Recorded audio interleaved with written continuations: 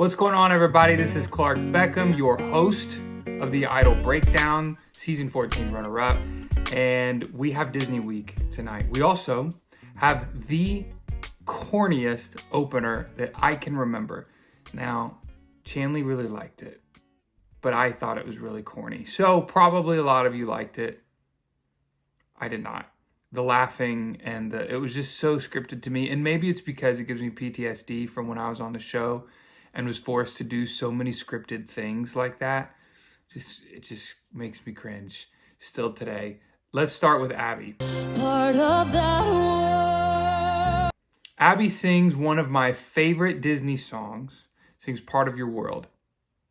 Now, this might be an unpopular opinion, and it might not make sense, but I think the best way to do Disney songs is to take the Disney movie sound out of it. We're used to hearing Part of Your World in a Disney movie, and so when we sing it out of a Disney movie, we sing it the way that we remember it and love it. Like, I want to be where the people are. I want to see them dance. Like, very theatrical and big, I think. By the way, that was not an impression of Abby. I thought she did great. Just making a point, that's the song that's in my head. I think the songs are so good, the melodies are so brilliant that they stand on their own. You can take out the cinematic, theatrical sound and they will crush. I think that is the missing piece of how people execute Disney songs. Instead, you get people who are singing Disney songs the way they're sung in a movie with all the theatrics and stuff. Or you're getting people pick songs from Guardians of the Galaxy and from Indiana Jones. Now, as you know, Abby is my number one favorite of the remaining 5. I love her range and her belting voice. I think I found something that I've not quite been able to put my finger on that could be adjusted. Her belting voice is a little far back in her throat to me, in her face. Resonance is back here. Instead of bringing it forward and getting like bitey and aggressive in her resonance. And I like up front. This is definitely a personal preference type of thing. It's not a right or wrong thing. Pitch, you're right or wrong. Well, even that could be argued. But this resonance thing, I think I personally want her to bring, instead of I want to be where the people are, I want it to come like hi up here. I want to be where the people are, just forward to the front of the mask. Again, personal preference, but I would like to hear that. And it's easy. Literally, if I did this with a student like 2 days ago. If you start back here, like Michael McDonald, and then literally go, like move your hands. Try it if you're watching this and you know what I'm talking about. And it comes forward and bright and brings edge, and you stop it before it gets nasally. I would love to hear what she would sound like doing that. If you want to take voice lessons with me, 30 minutes for $100, 15 minutes for $50. You guys have responded very well. I'm completely booked for this month of May, and this first week of June now is booked too. So if you want to get in with me starting the second week of June or get on the cancellation list, you can email me at beckhamlessons@gmail.com. I help people prep for American Idol, help people prep for different auditions, or a song that they're singing, getting ready to sing that they're having trouble with, or maybe they're recording something. That was with my student a couple days ago. He's recording something and he wanted to work with me before he went into the studio to sing those vocals. I also love, don't get to do it much, but I love, maybe more than anything, teaching music theory, teaching piano players how to play really, really, really cool chords and how to rearrange songs and stuff. So if any of that interests you and you want to experience the sauce, it's easy, especially on piano. It's easy to experience this super saucy new world of music and vocals. If you want to come to that audition with full confidence that you know what you're doing, you've warmed up well, and you're ready to go kill it, do a lesson with me. You could also, for an intro to get the idea, do the Vocal Foundations course. It's an online course that I've pre-recorded that you can go through. That's on how to breathe, how to warm up, what to eat, what not to eat.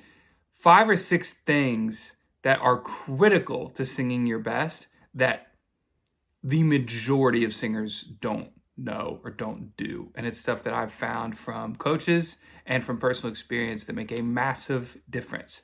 That'll get you sounding better immediately. That link is in the description below. The next song Abby sings is The Chain. And I don't think this is a Disney song, and I don't think it should count, but it does. And as much as I don't think it should count, I'm glad it did because I really liked it. We get the soft voice, beautiful vocal Abby in Part of Your World, and then we get the rock queen that has emerged. That has been really fun to watch in The Chain. I love this. I thought it was a great song choice because we're used to all the Disney songs, and then boom, we have this epic rock song that she totally embodies. I thought she killed it. Tristan, he sings Almost There. I love this song for him. It's a Randy Newman song. Randy Newman's one of my favorite songwriters of all time. I think the key that he sang it in was definitely the right key. I think it could have even gone higher. He sang in one key, and then there was a key change at the end. That sounded the best. I think it would have been more beneficial for him to sing in that key the whole time than to sing in a lower key just to have this key change moment. All that being said, I thought it was great. This song number 2, Life is a Highway, I'll tell you this, I have never received that song the same way as I did when he sang it. After his B-roll where his mother was crying, which, oh my gosh, was breaking my heart in the best way. P.S. Happy Mother's Day, belated Mother's Day. When he talked about the road that he has been on, being homeless, being in a mission and talking to his mom and coming out of it, and now here. And then that guy looking into the camera and saying, life is a highway. I'm going to ride it all night long. Whatever it takes, life is a highway, and I'm going to ride it to the bright side of the world, to the bright side of life. That's how I was able to receive it after that B-roll. And the way that he was singing it, it didn't feel like, woo, life is a highway. Come on, I'm gonna ride it all night long. Am I right? Ha ha. It didn't feel like that. It felt more like Miley Cyrus singing The Climb.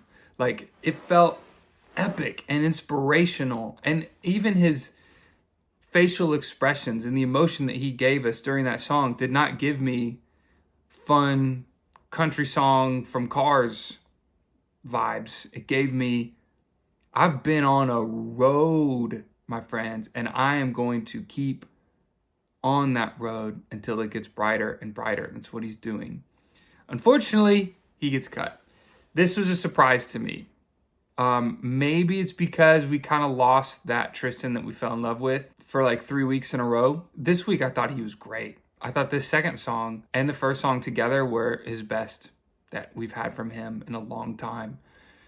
He's doing some really clean runs too, but I think he's going to have a career and he's going to be just fine. Speaking of The Climb, let's talk about Emmy. I thought Emmy had some nice belting tone. Unfortunately, the hard parts of the song that were changing intervals a lot, she missed on the pitch. Overall, this is better than what she did in the first half of her Idol career, in my opinion. The last 3 weeks, she's been doing better than she's done the whole year. And the song number 2 was around the same vibe for me. I didn't really have any notes. There's nothing wrong with it. I thought it was what we know of Emmy. Same nice sweet tone and was a vibe. It was a nice song. It's not great when a contestant sings a song and I can't find or think of a single note to give. The judges didn't have much to say either. It's not bad, but it's not great. And unfortunately, we see her get cut as well. So that gives us a top 3, spoiler alert, of Abby, Jack, and Will. It's the first time I've said that out loud. Those are our top 3. Wow.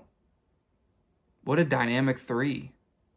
Dude, I can't wait to make speculations on who's going to win. It's probably going to be Will. Let's talk about Jack. I'm stepping through the door. First song, Nobody's Fool. Dude has so much confidence. It's ridiculous.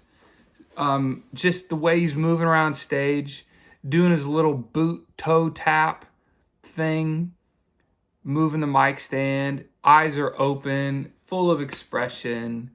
I'm just like, that gum, man, I want to be able to do that. Like, that guy is just, we are all living in his world in those moments. He is doing whatever he wants to do and can do no wrong, and was doing some runs and was singing some impressive things. I really like this. I think he's the best performer of that top 5, and I don't think it's even close.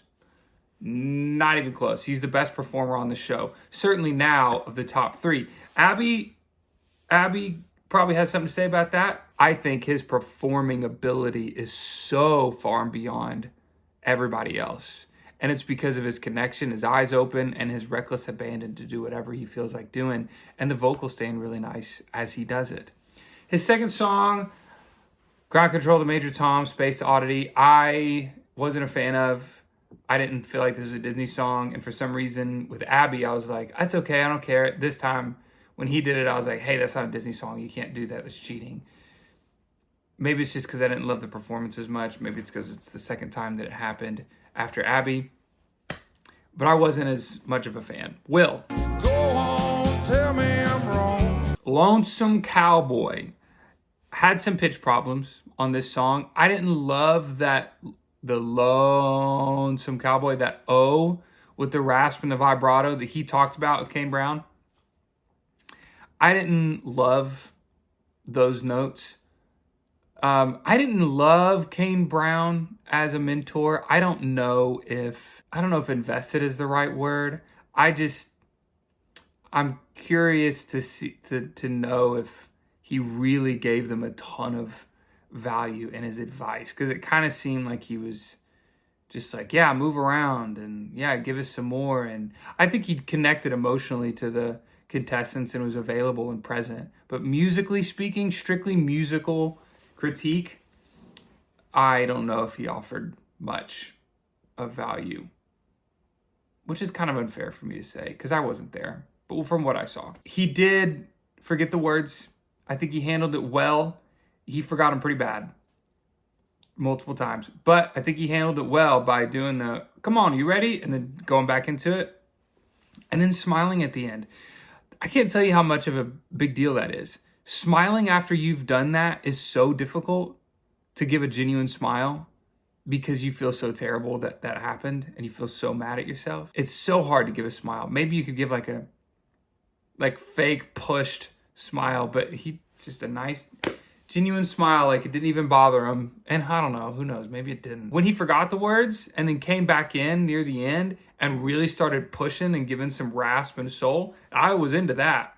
That sounded really good. Born to Be Wild, I thought he was able to stay in that money spot of his tone for that whole song. I thought that was the best I've probably heard him all season.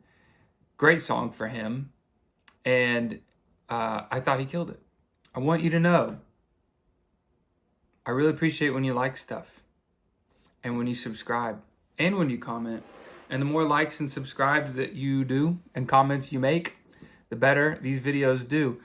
I'm in Arizona right now, so that's why I'm in this random room that you don't recognize. These types of videos, a lot of times will get down on views a lot, just because it's different. It's not what you're used to.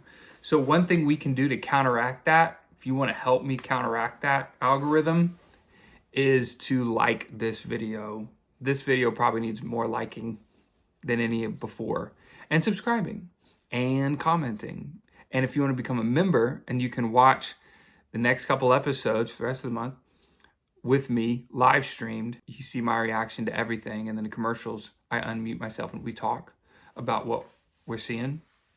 You can become a member by clicking the join button underneath this video. It's $5 a month and supports the channel. So our top 3 is Abby, Jack, and Will. For me, Abby's my number 1 and Jack is right behind. They're almost tied. And then Will's behind them. It's not the critic who counts. Not the one who points out how the strong man stumbles or where the doer of deeds could have done them better. The credit belongs to the one who is actually in the arena, and that's them.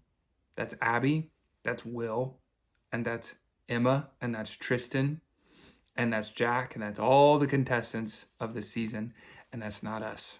Not this time. If you're watching this as a premiere, you can click the Q&A link. If you don't know what the heck that means, what I just said, best way to watch this is live on YouTube Monday nights at 6 o'clock Central as a premiere. And then right after, we do a 15-minute Q&A where you can ask me whatever you want that sounds of interest to you, and you're watching this as a premiere. I've put the Q&A link in the chat. You can click it now.